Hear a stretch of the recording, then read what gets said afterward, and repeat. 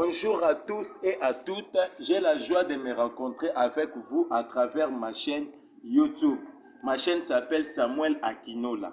Si vous êtes sur YouTube, tapez seulement Samuel Akinola, vous allez me retrouver. La fois passée, nous avions parlé d'un point très important, c'était la psychothérapie. J'avais dit la psychothérapie, c'est le traitement des troubles mentaux. Ce n'est pas une branche, mais c'est une activité liée à la psychologie. Mes frères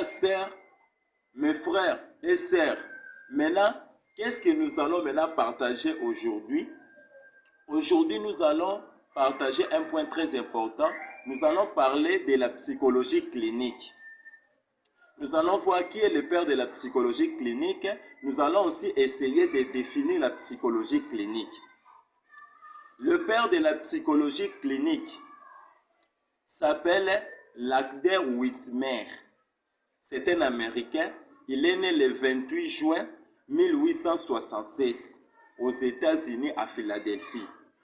Son père, le nom c'est David Lagder. Sa mère c'est Catherine Hochel. Lagder Whitmer est l'aîné de 4 enfants. Lagder Whitmer a vécu ici sur Terre pendant 89 ans. A exercé son métier pendant 60 ans. En 1896, il a fondé sa première psychologie clinique. Là-bas, il soignait des enfants handicapés mentaux. Aujourd'hui, la science nous autorise de dire les enfants vivant avec handicap. On dit une personne vivant avec handicap. Des enfants vivant avec handicap mentaux. Donc la science évolue d'une année à une autre. J'avais dit ça la fois passée. Maintenant, un psychologue clinicien, c'est qui? Un psychologue clinicien, c'est une personne qui pratique la psychothérapie. Un psychologue clinicien est différent d'un médecin. Un psychologue clinicien est différent d'un simple psychologue. Un simple psychologue fait quoi? Fait de tests d'aptitude intellectuelle et de personnalité. Maintenant, un médecin, lui maintenant, reçoit le malade. Le malade va maintenant se plaindre chez le médecin. Le malade va se plaindre chez le médecin. Le médecin va maintenant écrire.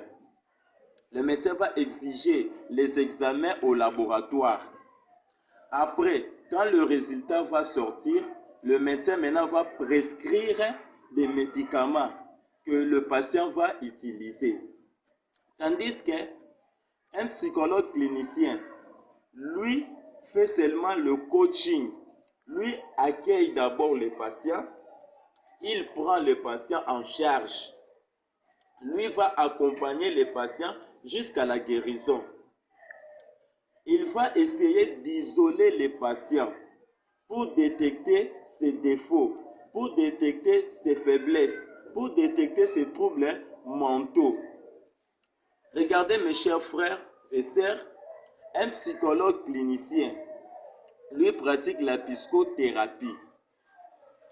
Maintenant, regardez, un psychologue clinicien, lui va faire le coaching, j'avais dit, lui va accompagner les patients jusqu'à la guérison.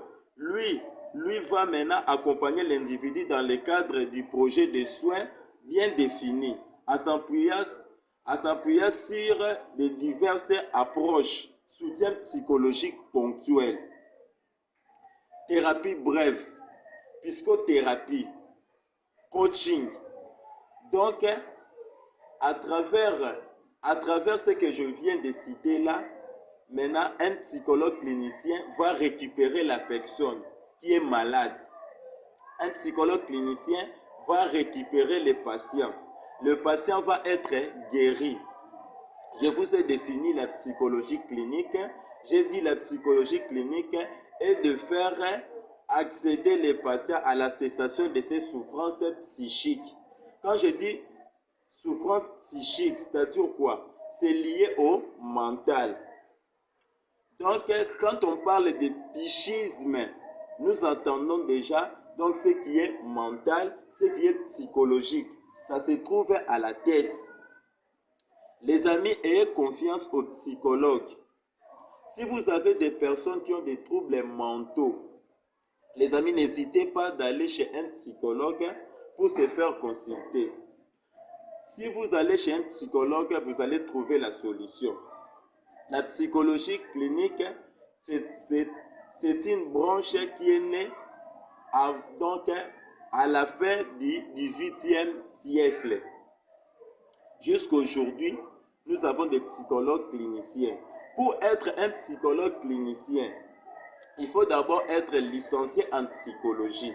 Après, vous allez vous spécialiser sur la psychologie clinique. La psychologie a plusieurs branches. J'avais cité ça ces jours-là. Maintenant, vous allez vous spécialiser.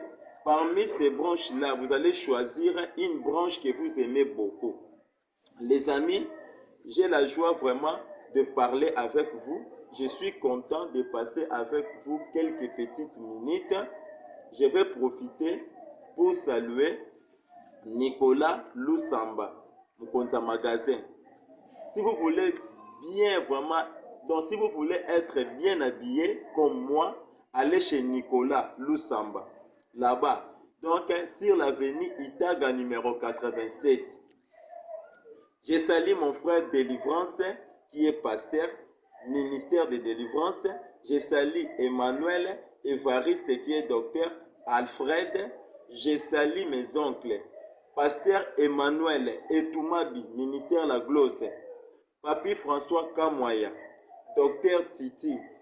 Dans notre école, je salue Difika, Toto, Francine. Je salue Tumba. Je salue Maman Angèle. Je salue notre directrice Marceline.